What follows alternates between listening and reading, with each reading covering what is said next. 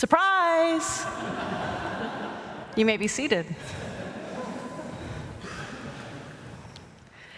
Surprise, I learned, is one of humanity's 6 basic emotions. By definition, it occurs anytime that we're wrong and our brain tells us about it.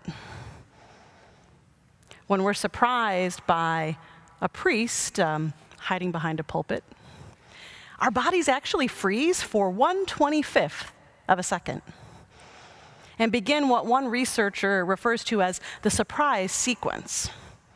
In this sequence, first, our cognitive resources are hijacked and pulled into the moment, telling us something important is happening right there, and I need to pay attention. Second, the brain tells us, figure out what's happening. And third, our perspective changes. What we thought would happen didn't happen. Now, our emotions initiate that change. Studies show that whatever you're feeling about the surprise intensifies up to 400%. So if the surprise delighted you, then you just might feel 400% happier. And if the surprise bothered you, well, you might feel 400% unhappier. The percentage correlates to your level of expectation. If it was the last thing you expected, your emotional response is more intense. But if you were given some clues, your emotional response may have been less intense. In today's reading from the Acts of the Apostles, the Holy Spirit surprises Peter and his friends. Our text says they were astounded. Here's what happened. God had just given Peter a vision of a bunch of animals that Jews are not allowed to eat. And in that vision, God said to Peter, go ahead and eat them. What I've made clean, don't call unclean. Peter is confused, not understanding what God means. And as the vision concludes, some people arrive at Peter's door. And they tell him, hey, there's a Gentile man named Cornelius who says he wants to meet you. Why? Well, because God just gave Cornelius a vision about Peter. So curious to what God is doing, Peter takes some of his Jewish friends with him to Cornelius' house. Now, this is an unclean Gentile household. And the Jews enter it with what I imagine is an uncomfortable glance at the dinner table. This is where our story picks up in today's reading. Peter begins preaching the good news of Jesus when mid-sentence, whoosh, the Holy Spirit shows up. The Gentiles begin speaking in tongues just like the Jews did at Pentecost.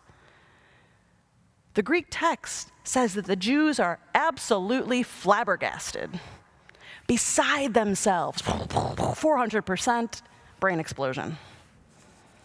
At this point, see, to become a follower of Jesus, a person had to first become Jewish. Only Jews could be Christians. Only Jews were eligible for the empowerment of the Holy Spirit. That's why the Jews were surprised, because God's Spirit did something other than what they expected. God made Gentiles Christians too. Now remember, those who expect a surprise aren't as emotionally affected as the others, and God had given Peter that vision about unclean things being made clean. So while everyone else is stunned, frozen, Peter is the first to try to change his perspective. He sounds a bit unsure of himself, but he says something like, I guess we should baptize them. And so the household is baptized. Today's text ends with Peter and the other Jews spending a few nights in Cornelius' house, quite possibly eating some pork and shrimp fried rice, sleeping in mixed woolen bed sheets. Or at least, that's what all the Jews back in Jerusalem were assuming was happening.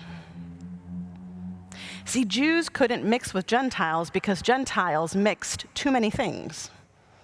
Nothing they did was kosher. Nothing they did was the way the Jews do things. So regardless of what did happen, this would likely have been an uncomfortable sleepover for the chosen people. Now, unless you're a vegetarian or allergic, you've probably had a shellfish or pork dinner. You've probably slept in somebody else's bed sheets that weren't quite your style. These aren't strange occurrences for us Gentiles. Ritual defilement isn't really a part of our culture, but we do share some of our thinking in common with the Jews in this story, namely zero-sum thinking, where one person's loss is another person's gain. The reason the Jews didn't expect Gentiles to become Christians is because, well, if you're the chosen people, then everyone else can't be.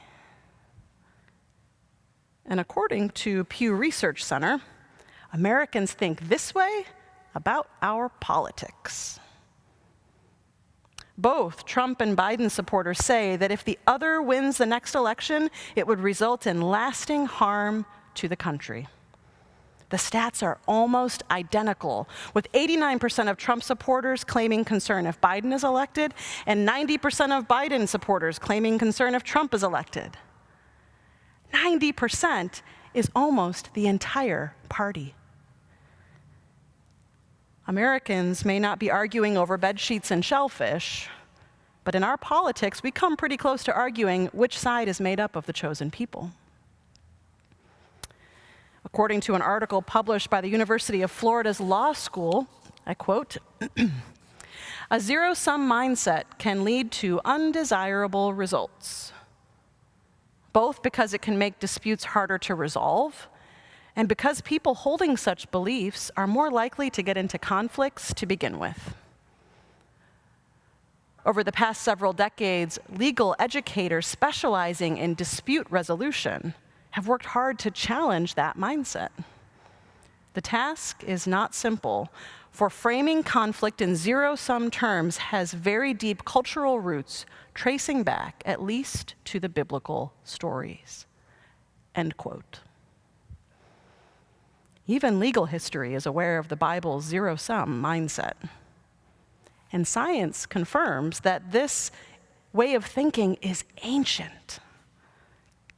Some scientists call it a legacy of human evolution. All animals operate as if the world is zero-sum. This psychological adaptation allows us to compete for resources like mates, food, and status when they're scarce. Economists tell us that zero-sum is still the default way that human beings think about resources, even when they're not scarce. Ecologists say zero-sum thinking is why we are in a climate crisis.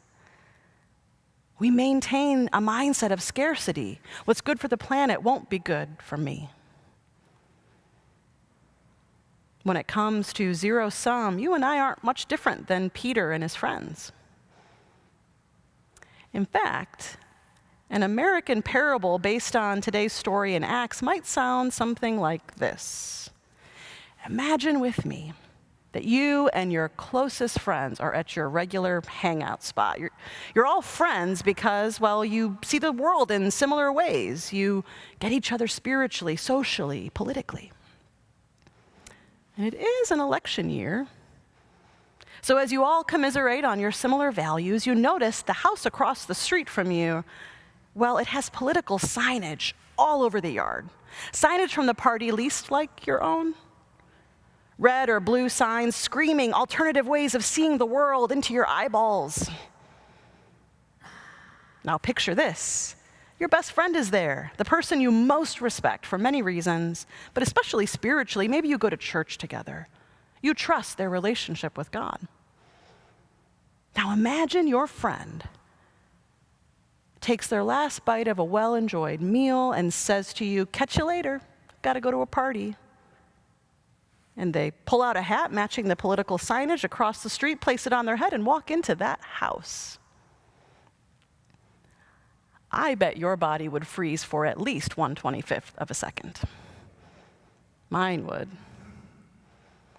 You might not just feel surprised, but panicked. Confidence in your best friend shattering to bits with each step. Surely you're missing something? Is your friend misguided? What's happening here? Certainly God doesn't approve of this. Level 400 brain explosions, right? Well, if you're now feeling just a little bit flabbergasted, you're feeling something of what it was like for Peter and the Jews, what they were feeling in Acts 10.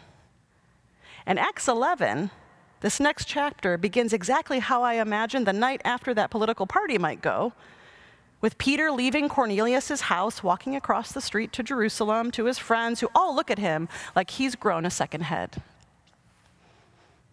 What were you thinking? They ask him. Acts 11 says, why did you eat with those people? How could you betray us like that? How could you sleep in the enemy's bed? Acts 11 says that Peter began to contend with his friends. The Greek word here means both to judge and to doubt. Peter, who heard the voice of God in a vision, heard the voice of the Holy Spirit speaking from the mouths of Gentile tongues, and watched an entire household willingly baptized into the way of Jesus, wrestles with his experience as soon as his friends start to question him. He wavers between doubting himself and doubting his friends for the same reasons that we would. Because zero-sum mindset requires it. Someone always has to be right and someone always has to be wrong, and that's the only way that it can be. There will always be a loser in zero-sum thinking, and we never want it to be us. So Peter, he begins to defend himself. He tells his friends everything that happened, the visions, the tongues, the baptism, the food, and he finishes by remembering something Jesus once said. John baptized with water, but you will one day be baptized with the Holy Spirit. And he realizes all along it was God who orchestrated this. If God poured out her Spirit upon the Gentiles, Peter says to his Jewish friends, who am I to go against God? And with these words, Acts says that all the Jews in the room fell silent. I imagine they were frozen with surprise, too. Remember that surprise sequence that I talked about? We freeze. We figure out what's really going on here, and then we change our perspective. I bet Peter's friends all wondered, did Jesus know this would happen? He told them that the Holy Spirit would be their comforter and their advocate, and I'm sure they didn't feel very comforted or advocated for in that moment. But I think that's exactly what the Holy Spirit was doing, supporting them in ways that they didn't yet know how to support themselves. In Acts, the Holy Spirit uses one of humanity's basic emotions, surprise, to help us evolve, to bring us out of this zero-sum mindset and into a new way of thinking.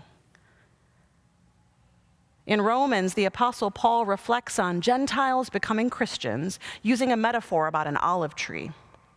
He says that Gentiles are like this wild olive shoot grafted onto a cultivated Jewish tree.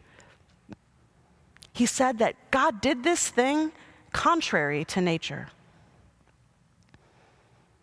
If humanity is ever going to let go of zero-sum thinking, we will need an act contrary to nature too. We will need God's help. Lawyers, politicians, economists, environmentalists, they're all saying that the quality of our lives and the life of our planet require human beings to evolve out of zero-sum thinking now. And from all these different philosophies and perspectives, they offer a similar alternative, what's being called positive-sum thinking. A positive-sum mindset assumes that the total gains will be greater than zero. That means instead of one party walking away with everything, each party walks away with something. Sounds reasonable. When parties begin with this assumption of positive sum, they choose integrative solutions instead of conflict. Different interests are negotiated so that everyone's basic needs are met. An example of positive sum politics. might be recognizing that immigration improves workers' lives while increasing the number of jobs available in the economy. In economics, it's the realization that wealth creates more resources for everyone, not just for the 1%. If everyone is fighting over the same small pie, instead of taking a bigger bite, use your resources to make a bigger pie. A prominent tech journalist recently predicted that the world's first trillionaire will probably be a green tech entrepreneur. It's this generation's hope and dream that future wealth will be to create technology that allows us to coexist with our planet rather than destroy it.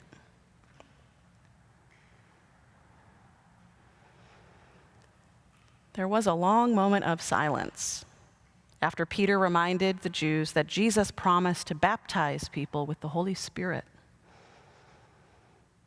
When they remembered, Jesus said he'd make Christians in a new way. But when that silence broke, it was with shouts of joy and praise, glorifying God. The Jewish Christians realized that Gentile inclusion didn't diminish their Judaism. Instead, it expanded everyone's understanding of God's grace. God found an integrative solution, a way to include Gentiles into the chosen people without pushing the Jews out. And not only did the household of God begin growing exponentially from this time forward in the book of Acts, but Peter made some new friends and got to experience some food and practices of another culture, things he never dreamed possible.